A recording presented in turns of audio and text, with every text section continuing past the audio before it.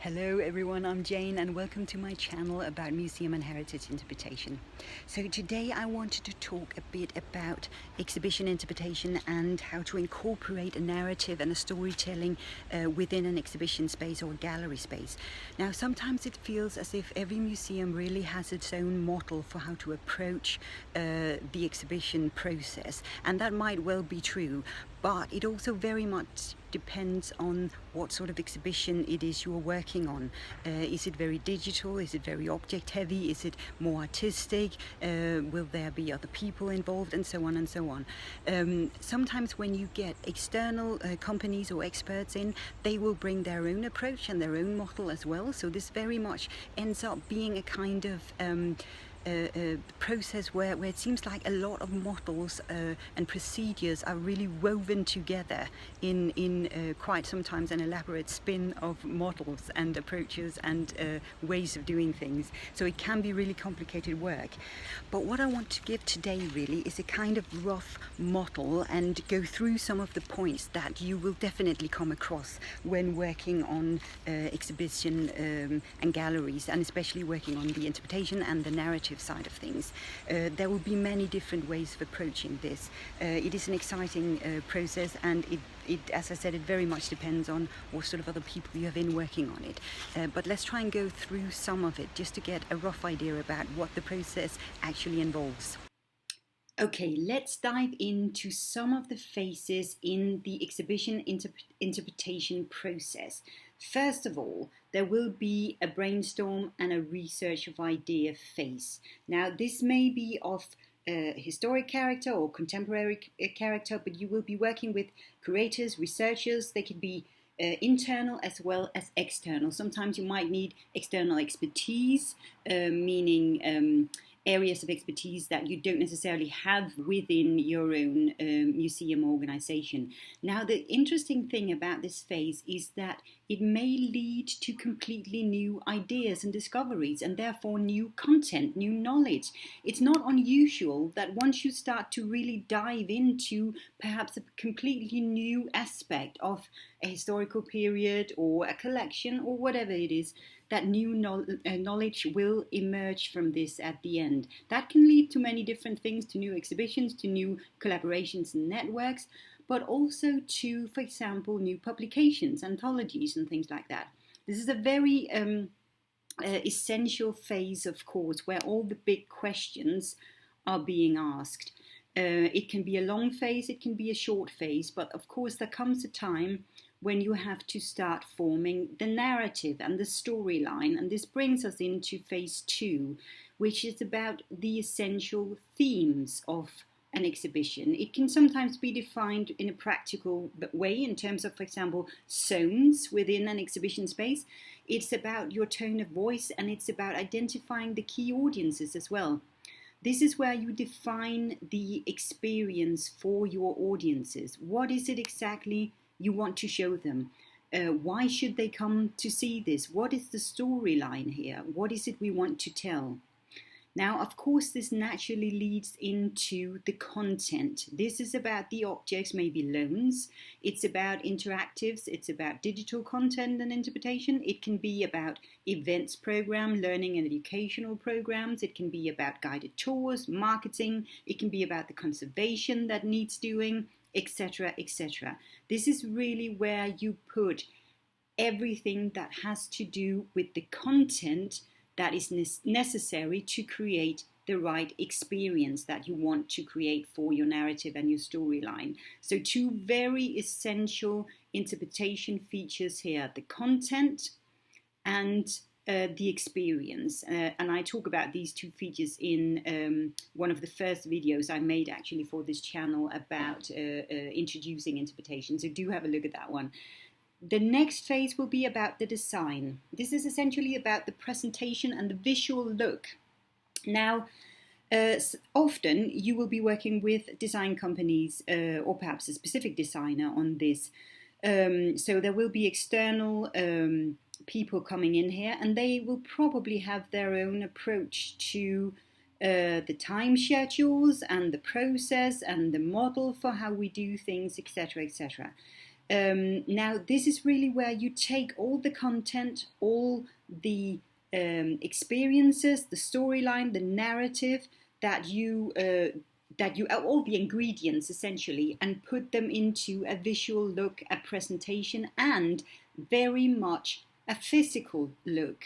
So, and a physical approach really. Design is a very practical phase, because it is essentially where the plans and ideas have to come alive. Now it actually has to turn into something, to a physical space. All these stories and the research that might have been a bit, not so easy to define, but now it actually has to turn into something. It has to be made doable, it has to be realistic within a physical space. Sometimes you need to rebuild or set up new things. It can be small things like maybe a wall, or create bespoke display cases. You may have display agencies or companies coming in here as well.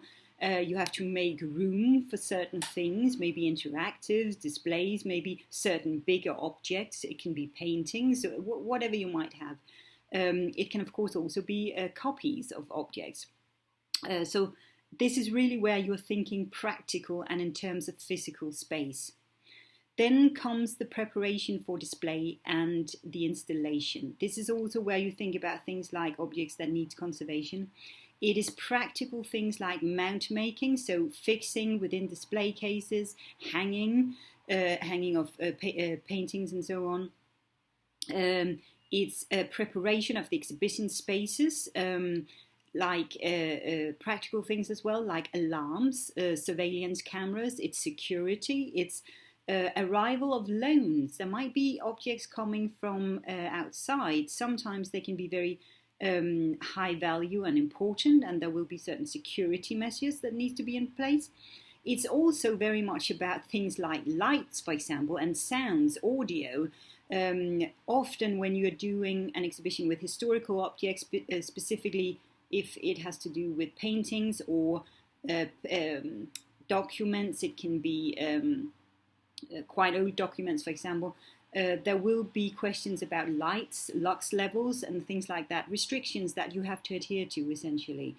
Now, this, of course, depends on the scale and the number of objects, which digital features the exhibition might feature.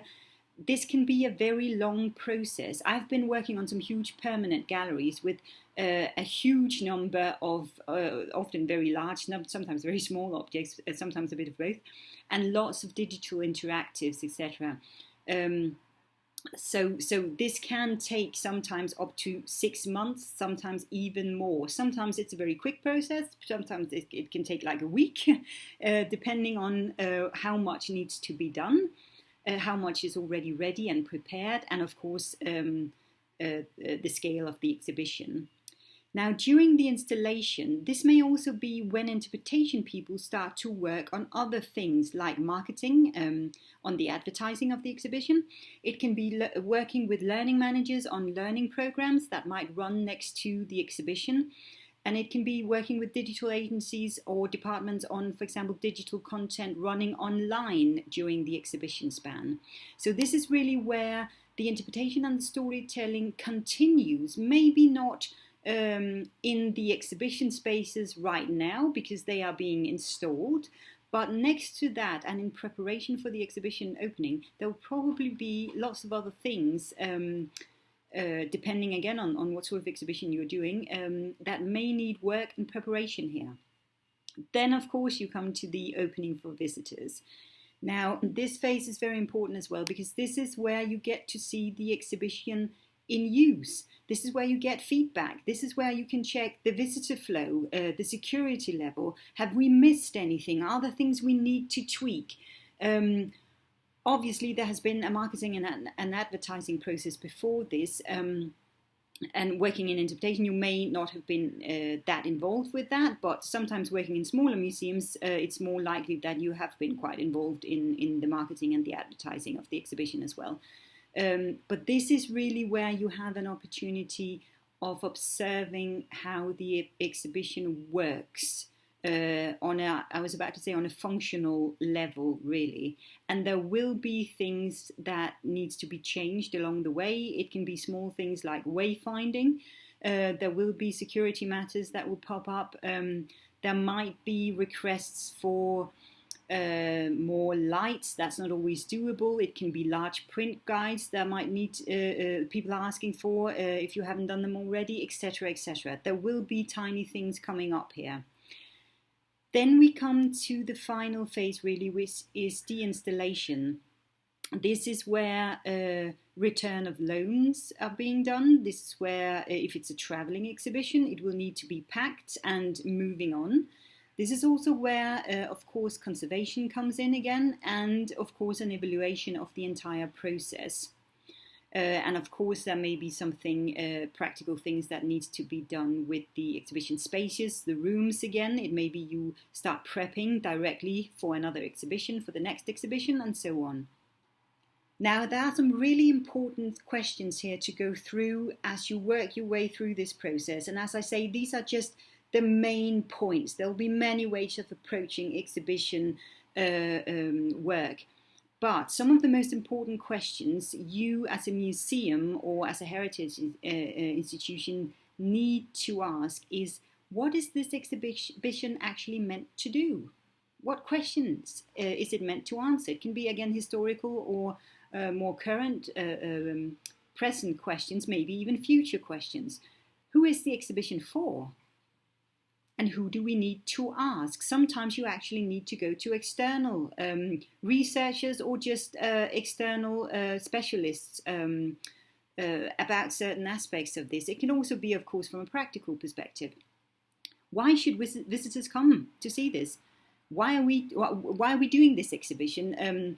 First of all, why are we doing it in terms of why is this an exhibition that would be good for our museum and for what it is we are trying to tell, for what it is we are trying to do at our museum? Why is it we are doing this? But also, why is this story important to tell? And finally, how do we answer these questions? And how do we learn and develop and move forward from this work? Now, as you can see, the first points here are about the what, really. The next about who, meaning often your audiences, your visitors. And finally, you have the why and the how to do it. There will be variations, of course, of these questions, but these are really the essential questions that you need to answer when embarking upon this kind of work. And then finally, can we just debunk that old myth, because it still exists, unfortunately. Exhibition work does not end when the exhibition opens. It ends when the exhibition closes. It's amazing how often we still run into this at museums. The process is planned to end when the exhibition is up and running. And it really could not be more wrong. When the exhibition is open, that might be when the largest amount of your work is done, but it's certainly not when the exhibition is done. So let's keep that in mind. Now, of course, there are so many different approaches to exhibition work and to exhibition interpretation and how to incorporate a narrative within an exhibition space. This is just a sort of basic rough model, really, for some of the points that you will have to go through, and they can be more or less elaborate depending on the project and on how things go. Let me know if you've been involved in a good exhibition project and how you felt about it and how you went about it. And like, subscribe, and let's start sharing some more.